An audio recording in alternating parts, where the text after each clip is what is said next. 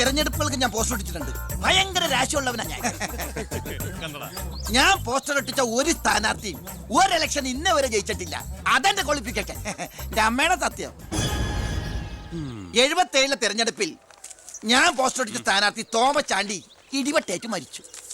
84 സ്ഥാനാർത്ഥി പാണ്ടിലോറി കയറി മയ്യത്തായി. പിന്നെ മരിക്കാത്ത സ്ഥാനാർത്ഥികൾക്ക് കെട്ടിവെച്ച കാശ് പോലും കിട്ടില്ല. പിന്നെ മൈക്ക് അനൗൺസ്മെന്റിൽ ഞാൻ ബഹുമെടുക്കാനാ. അത് തന്നെ ഞാനും പറഞ്ഞത്. എനിക്കറിഞ്ഞൂടെ നീ എന്റെ മാനം കളയരുത് ഈശ്വര. ഇവന്റെ കെട്ടിവെച്ച കാശെങ്കിലും കൊടുത്തേക്കണേ. ഇല്ല ഇവന്റെ കാര്യം എനിക്കറിയാൻ പാടില്ല. ഈ തെരഞ്ഞെടുപ്പിൽ ഞാൻ സ്വതന്ത്രനായി മത്സരിക്കുന്നത് ഇവിടുത്തെ രാഷ്ട്രീയ കച്ചവടക്കാരോട് ജനങ്ങൾക്കുള്ള പ്രതിഷേധം അറിയിക്കാനാണ്. എന്റെ പ്രിയപ്പെട്ട നാട്ടുകാരെ, ഈ രാജ്യത്തിൽ ജനപക്ഷ മുന്നണി സ്ഥാനാർത്ഥി സഖാവ് ജനാർദ്ദനൻ പിള്ളയ്ക്ക് അരിവാൾ അടയാളത്തിൽ പ്രിയപ്പെട്ട വോട്ടർമാരെ, KDFന്റെ ശക്തനായ സ്ഥാനാർത്ഥി ശ്രീ ബാലഗംഗാധര മേനോന് ശാന്തിയുടെയും സമാധാനത്തിന്റെയും ചിഹ്നമായ അമ്പും വില്ലും അടയാളത്തിൽ നിങ്ങളുടെ വിലയേറിയ വോട്ടുകൾ രേഖപ്പെടുത്തി വമ്പിച്ച ഭൂരിപക്ഷത്തോടെ വിജയിപ്പിക്കുവാൻ അപേക്ഷിക്കുകയാണ്, അഭ്യർത്ഥിക്കുകയാണ്. ജനാധിപത്യ വിശ്വാസികളെ, നാട്ടുകാരെ, അഴിമതിക്കാരെയും കൊള്ളക്കാരെയും ഈ നാട്ടിൽ നിന്ന് എത്രയും പെട്ടെന്ന് കെട്ടുകെട്ടിക്കുന്നതിന് യുവത്വത്തിന്റെ പ്രതീകമായ കൃഷ്ണകുമാറിന് നമ്മുടെ ദേശീയ മൃഗമായ ഒന്നും മിണ്ടാണ്ടിരിക്കും. അതെന്നെ ഞാൻ പറയാൻ പോണത്. നമ്മുടെ ദേശീയ മൃഗമായ കടുവയുടെ സ്വന്തം ചേട്ടനായ സിംഹം അടയാളത്തിൽ വോട്ടുകൾ രേഖപ്പെടുത്തി വിജയിപ്പിക്കണമെന്ന് അഭ്യർത്ഥിക്കുകയാണ്, അപേക്ഷിക്കുകയാണ്. ഇലക്ഷൻ ഫണ്ടിലേക്ക് സംഭാവനയായി കിട്ടിയ പണം മുഴുവൻ എടുത്ത് ചെലവാക്കേണ്ട കാര്യമൊന്നുമില്ല. അല്ലാതെ തന്നെ അച്ഛൻ ജയിക്കും, ഉറപ്പാ. അത് ശരിയാ. ഇനി അഥവാ തോറ്റാ തന്നെ ആ പണം എന്തെങ്കിലും സൈഡ് ബിസിനസിന് ഉപകരിക്കും. പിസ കച്ചവടോ കുഴൽപ്പണോ. തോൽവി എന്ന വാക്ക് എന്റെ ചരിത്രത്തിലില്ല. സ്കൂളിൽ പോകാത്തോണ്ട് അവിടെയും തോറ്റിട്ടില്ല. ഞാൻ ഉദ്ദേശിച്ച എന്നെ തന്നെയാ. വന്നല്ലോ എതിർകക്ഷി. അയ്യോ ദേ അങ്ങോട്ട് കൊടുക്കടി. വോട്ട് ചോദിച്ച് തെണ്ടി തിരിഞ്ഞ് ക്ഷീണിച്ചു വന്നിരിക്കുക.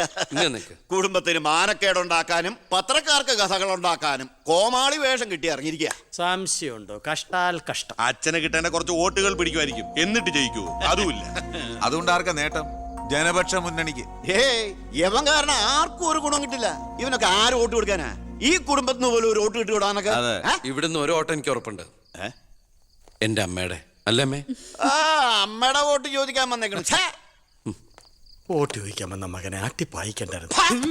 സുഹൃത്തുക്കളെ, നിങ്ങൾക്ക് എല്ലാവർക്കും അറിയാം, കഴിഞ്ഞ 25 വർഷമായിട്ട് എന്റെ നാട്ടുകാർ എനിക്ക് തീരെഴുതി തന്നിട്ടുള്ള മണ്ഡലമാണ് ചിറ്റാരിക്കര. അതൊരു പോരായ്മ തന്നെയാണ്. അതെ അതെ, എന്ന് എതിർ പാർട്ടിക്കാർ പറയുമെന്ന് ഞാൻ ഉദ്ദേശിച്ചത്. ചിറ്റാരിക്കരയിൽ നിന്നും കേരളക്കര മൊത്തം KSRTC ബസ് സർവീസ് ഇല്ലേ? ഗതാഗത മന്ത്രിയായിരുന്നപ്പോ ഞാൻ ചെയ്തതാ ഈ നാടിന് വേണ്ടി ഇതൊക്കെ. ഇനി ഈ നാട്ടിലെ പട്ടിണിപ്പാവങ്ങൾക്ക് വേണ്ടി ഒരു എയർപോർട്ട്, അതാണ് എന്റെ സ്വപ്നം. പട്ടിണി പാവങ്ങൾക്ക് എയർപോർട്ട് അത്യാവശ്യമല്ലേ? ലണ്ടനിൽ പോവാൻ, അതെന്തിന് വെളുക്കിരിക്കാൻ. ഈ നാടിനെ സ്വർഗതുല്യമാക്കാൻ നിങ്ങൾ എന്നെ വിജയിപ്പിച്ച് മന്ത്രിയാക്കി ചിറ്റാരിക്കരയുടെ പാരമ്പര്യം നിലനിർത്തണമെന്ന് ആഹ്വാനം ചെയ്തുകൊണ്ട് നിർത്തുന്നു. ജയ് ഹിന്ദ്. അടുത്തതായി 2 പ്രമുഖ മുന്നണി സ്ഥാനാർത്ഥികൾക്കെതിരെ സ്വതന്ത്രനായി മത്സരിക്കുന്ന B. കൃഷ്ണകുമാറിന് എന്താണ് പറയാനുള്ളത് നമുക്ക് നോക്കാം. സ്വന്തം അച്ഛനെതിരെ മത്സരിക്കുന്നതാണോ ലഡു? പ്രിയമുള്ളവരെ, ബഹുമാന്യരായ എന്റെ 2 എതിർ സ്ഥാനാർത്ഥികളുടെ മോഹനസുന്ദര വാഗ്ദാനങ്ങളും വീരവാദങ്ങളും നിങ്ങൾ കേട്ടുകഴിഞ്ഞു. നടക്കാത്ത വാഗ്ദാനങ്ങൾ നൽകി നിങ്ങളെ വഞ്ചിക്കാൻ ഞാൻ തയ്യാറല്ല. പക്ഷേ ഒരു കാര്യം നിങ്ങളെ അറിയിക്കാൻ ഞാൻ ഈ അവസരം ഉപയോഗിക്കുകയാണ്. ശക്തമായ 2 മുന്നണികൾക്കെതിരെ മത്സരിക്കുന്ന ഒരു സ്വതന്ത്ര സ്ഥാനാർത്ഥിയാണ് ഞാൻ. വിജയ സാധ്യത വളരെ കുറവായി എനിക്ക് ഇവിടുത്തെ പല പ്രമുഖ വ്യവസായികളും പ്രമാണിമാരും കുറച്ച് പാരിതോഷികങ്ങൾ തന്നിട്ടുണ്ട്.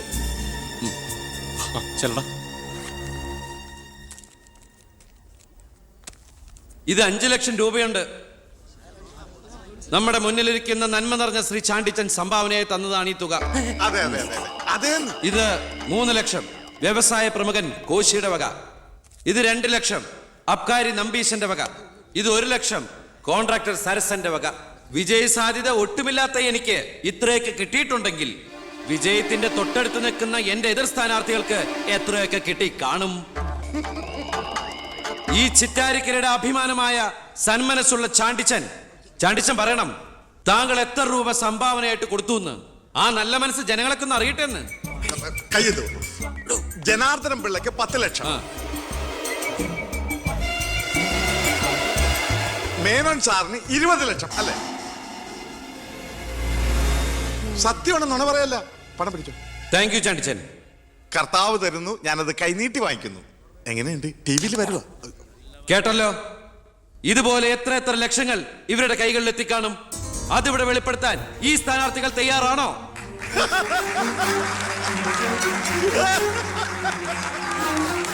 ബഹുമാന്യരെ, ഈ പണം കൊണ്ട് എന്റെ പോസ്റ്ററുകൾ അച്ചടിച്ച് ഈ മണ്ഡലം മുഴുവൻ ഒട്ടിക്കാം, ബാനറുകൾ കെട്ടാം, വോട്ടുകൾ വിലയ്ക്ക് വാങ്ങാം. പക്ഷേ ഞാനത് ചെയ്യില്ല. 25 കൊല്ലമായിട്ട് നിങ്ങൾ ജയിപ്പിച്ചു വിടുന്ന ശ്രീ ബാലഗംഗാധര മേനോന്റെ മണ്ഡലത്തിലെ ജനറൽ ഹോസ്പിറ്റലിൽ ഒരു ആംബുലൻസ് ഉണ്ടോ? അത്യാവശ്യ സൗകര്യങ്ങളുണ്ടോ? പ്രിയമുള്ളവരെ, ചാണ്ടിച്ച് നന്ദി 5 ലക്ഷം രൂപ ഇവിടുത്തെ ജനറൽ ഹോസ്പിറ്റലിന് ആംബുലൻസിനും മറ്റുള്ള സൗകര്യങ്ങൾക്കും വേണ്ടി ചാണ്ടിച്ചിന്റെ പേരിൽ ഞാനിത് ഇന്ത്യ വിഷയം ഏൽപ്പിച്ചുകൊള്ളുന്നു. ഞാൻ സമ്മതിക്കൂല. സുഹൃത്തുക്കളെ, ബാക്കിയുള്ള ഈ തുക പാവപ്പെട്ട കുട്ടികളുടെ പഠിപ്പിനും ഭക്ഷണത്തിനും അതുപോലെ ആരോരുമില്ലാത്ത വൃദ്ധജനങ്ങളുടെ സൗജന്യ ചികിത്സയ്ക്കുമായി ഈ തുക തന്ന ആളുകളുടെ പേരിൽ തന്നെ ഞാനിത് ഇന്ത്യ വിഷന് കൈമാറുന്നു. ജയ് ഹിന്ദ്.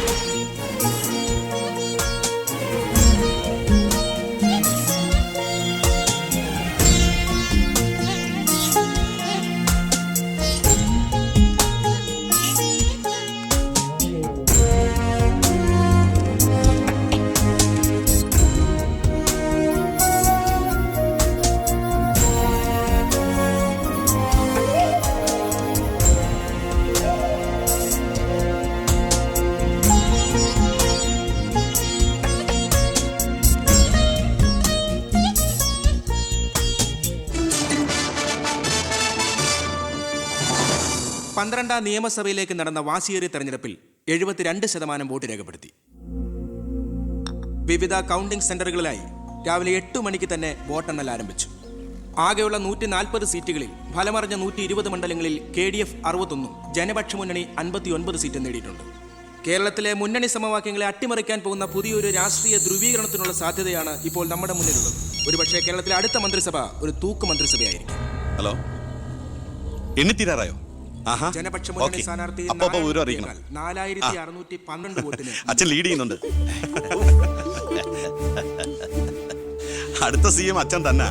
ഇപ്പോൾ കിട്ടിയ വാർത്ത, പുതുശ്ശേരി മണ്ഡലത്തിൽ KDF സ്ഥാനാർത്ഥി തൊമ്മൻ ചാക്കോ 4000 വോട്ടുകൾക്ക് വിജയിച്ചു. ഇത്തവണയും ഭരണം ലഭിച്ചാൽ KDF-ൽ മുഖ്യമന്ത്രിയാകാൻ സാധ്യതയുള്ള ആളാണ് തൊമ്മൻ ചാക്കോ. വയനാട് ജില്ലയിലെ സംവരണ സീറ്റിൽ KDF സ്ഥാനാർത്ഥിയും ആദിവാസി നേതാവുമായ ശ്രീ പൊറ്റക്കുഴി ചെല്ലപ്പൻ തെരഞ്ഞെടുക്കപ്പെട്ടു. ഇപ്പോൾ കിട്ടിയ വാർത്ത, ചിറ്റാരിക്കര മണ്ഡലത്തിലെ വോട്ടെണ്ണൽ പൂർത്തിയായി. സംസ്ഥാനം ഏറെ ഉറ്റുനോക്കിയ മണ്ഡലമായിരുന്നു ചിറ്റാരിക്കര. മുൻ മന്ത്രിയും KDF സ്ഥാനാർത്ഥിയുമായ ശ്രീ ബാലഗംഗാധര മേനോൻ മുന്നിട്ട് നിന്നിരുന്നുവെങ്കിലും ഇപ്പോൾ 3ാം സ്ഥാനത്തേക്ക് പിന്തള്ളപ്പെട്ടു. ഇരു മുന്നണികളെയും പരാജയപ്പെടുത്തി സ്വതന്ത്ര സ്ഥാനാർത്ഥി B. കൃഷ്ണകുമാർ വിജയിച്ചിരിക്കുന്നു. KDF-ന്റെ സജീവ പ്രവർത്തകനും യൂത്ത് വിങ്ങിന്റെ ജില്ലാ സെക്രട്ടറിയുമായിരുന്ന കൃഷ്ണകുമാർ തെരഞ്ഞെടുപ്പ് പ്രഖ്യാപന വേളയിലാണ് രാഷ്ട്രീയ അഭിപ്രായ ഭിന്നതയെ ചൊല്ലി സ്വതന്ത്രനായി മത്സരിക്കാൻ തീരുമാനിച്ചത്.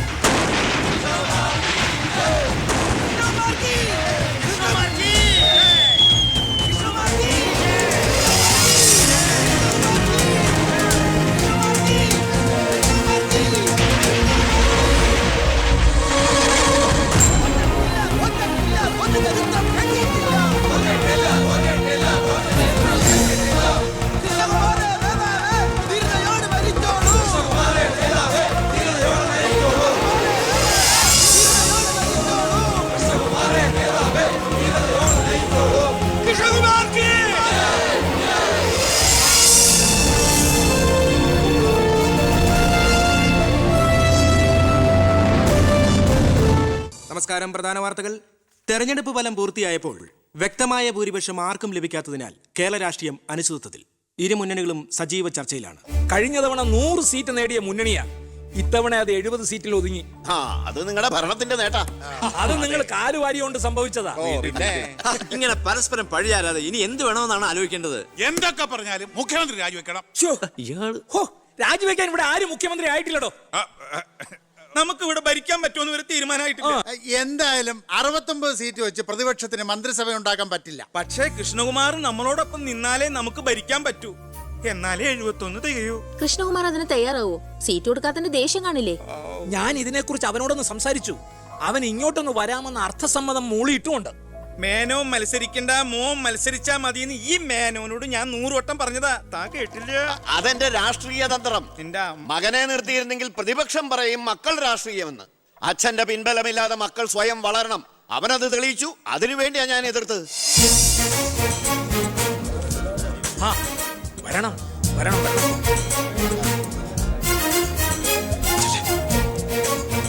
മിടുക്കൻ മിടുക്കൻ. എന്നോട് പിണക്കൊന്നും ഇല്ലല്ലോ. എന്തിന്? ഇത് പൊളിറ്റിക്സ് അല്ലേ? ഇവിടെ വേണ്ടത് സ്പോർട്സ്മാൻ സ്പിരിറ്റ് അല്ലേ? നീ ഇരിക്കടാ. അങ്ങോട്ടിരിക്കേ. വേണ്ട സാർ. കൃഷ്ണകുമാറിന്റെ പിന്തുണ ഞങ്ങൾക്ക് പ്രതീക്ഷിക്കാമല്ലോ അല്ലേ?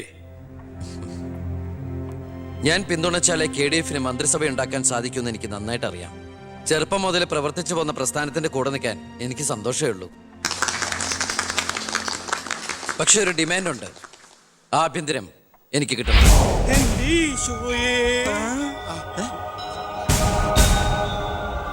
ഞാൻ ആ കാര്യം പറയാനിരിക്കായിരുന്നു. Home minister ആകാനോ? അത് നടപ്പില്ല. മന്ത്രിയാകണമെങ്കിലേ വകുപ്പിനെ കുറിച്ച് അറിയണം, പ്രവൃത്തി വരികയോ വേണം. ആരതൊക്കെ പഠിച്ചിട്ട് ഇവിടെ മന്ത്രിയാണത്? ദിവാരേട്ടൻ ഗതാഗത മന്ത്രിയായിട്ട് ഇരുന്നിട്ടില്ലേ? പണ്ടങ്ങോ ബസ്സിൽ കയറിയതാണോ പ്രവൃത്തി പരിചയം? വണ്ടി ഓടിക്കാൻ അറിയോ ദിവാരേട്ടന്? വേണ്ട. ആക്സിലേറ്റർ ക്ലച്ചും ബ്രേക്കും തിരിച്ചറിയോ? ഇല്ല.